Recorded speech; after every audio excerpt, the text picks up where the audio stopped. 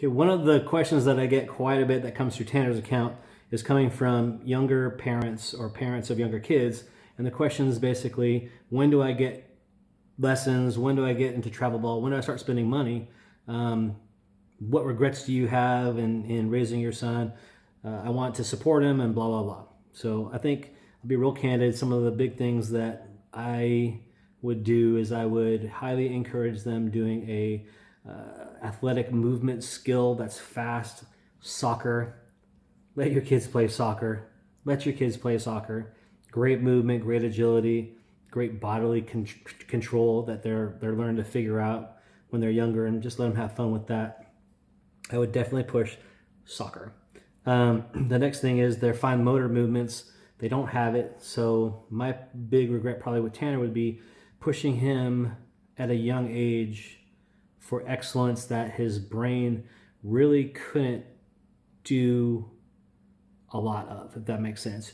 You might get it right once, and just because as a young parent you might go like, man, my kid crushes the ball. Yeah, he crushes the ball every now and then, but he doesn't do it consistently. He doesn't do it consistently because he doesn't have the motor patterns or the nervous system that's going to be able to control his fine motor skills, or his brain isn't going to be able to send the neurons fast enough to the muscles, so he's not going to be able to do it consistently. We can always strive for greatness. You can always set the expectation to be super high, but I don't think I would come down as hard as I did on Tanner at a younger age of like, come on, you can do this. You've done it before. La la la la la. Okay, just let him keep having fun. Let him keep having fun. Let him enjoy the time.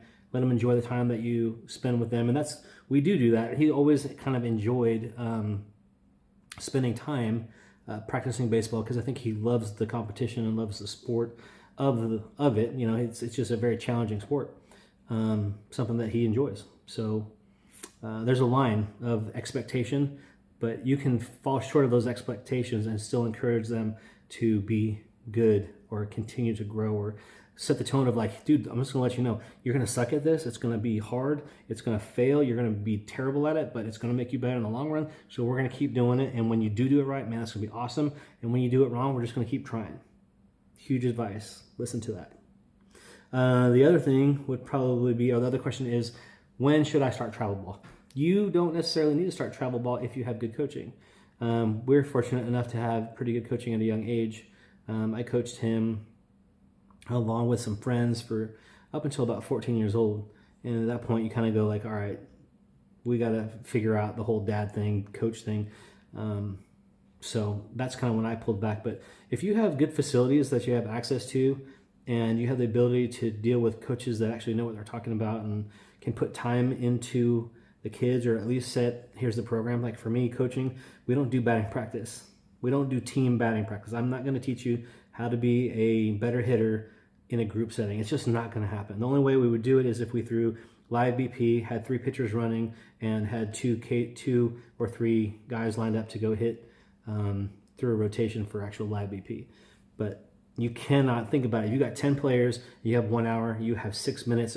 That's not including time getting in and out of the cage, picking up baseballs. 6 minutes is not going to give you any time to get them better. So hitting, go do it individually. Get with somebody who's knowledgeable, set a firm foundation early. The biggest thing for me is I would say get a firm foundation early, and they don't have to do the movements right, but you have to get with somebody who you believe in a hitting theory that jives with you, that makes sense to you, a coach who can explain things multiple ways, because kids just don't get it. They don't understand.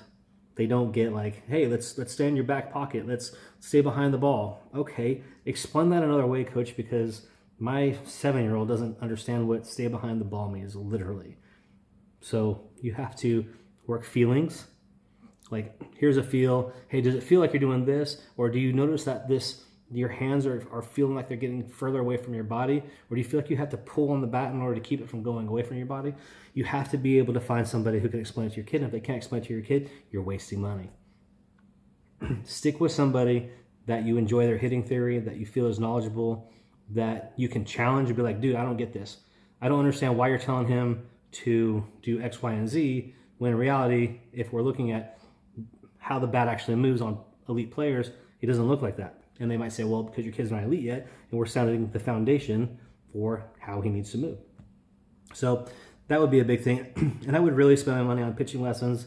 I would spend my money on hitting lessons, and I would try and cut down, especially the questions that I got was like for 7-year-olds, 6-year-olds, 7-year-olds, 8-year-olds, 9-year-olds. You can still play rec at a high level. We played t-ball at a high level, and I know that sounds stupid, but we were full of a bunch of families that had high expectations, kids that were dedicated to the sport, and they really enjoyed it. So try and surround yourself with people that make your kids better, coaches that make coaching better, people that make your life enriched, and good things will happen. People that care about your kid. At the end of the day, everybody wants their own kid to do well, but that doesn't mean I have to put someone else's sun shine out. I don't need to make someone else's light dimmer to make mine shine brighter, if that makes sense. So if you have toxic parents, find another team. If you have teams or parents that want your kid to succeed, I want every kid that I coach to succeed. I want every single one of them that I coach to succeed, because I poured my information and I poured my knowledge into them, and I hope for the best. But yeah, I want my kid to do awesome. That's just human nature. You want your kid to do awesome. I want my kid to do awesome too. How much of work are you willing to put in? So it's a sacrifice, and that's something parents need to understand, that the sacrifice is real. The idea is that you're going to go on vacation. Like I talked to my wife and Tanner, and I was like, you realize this is your last spring training that you're going to go to, because from now until you're done playing baseball, you're going to be playing baseball during spring break. Sit on that.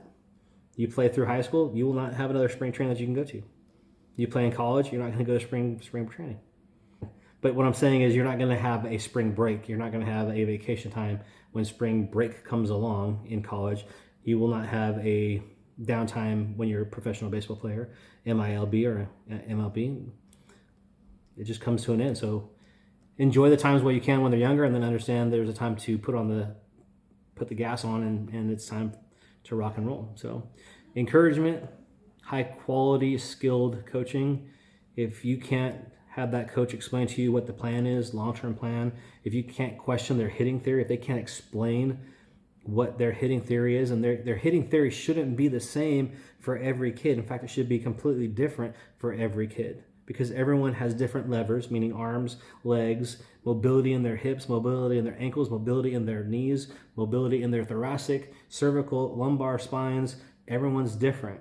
And so if there's a guy that's teaching your kid the exact same way as every other kid, probably not a great coach. Find a new one. But you can say, here's my hitting theory. I think all good players eventually get to this position when they land. I believe that heel strike is the indicator for rotation once it gets down on that front leg. I believe that the shoulder needs to be moving forward, not pulling out. I believe that unless you have incredible mobility in your thoracic spine, that you can't close your shoulder off because it has to open up in order to get to the ball. You can tell them all your thoughts and your beliefs. They can explain all of that. And if they can't explain it, you need a new instructor.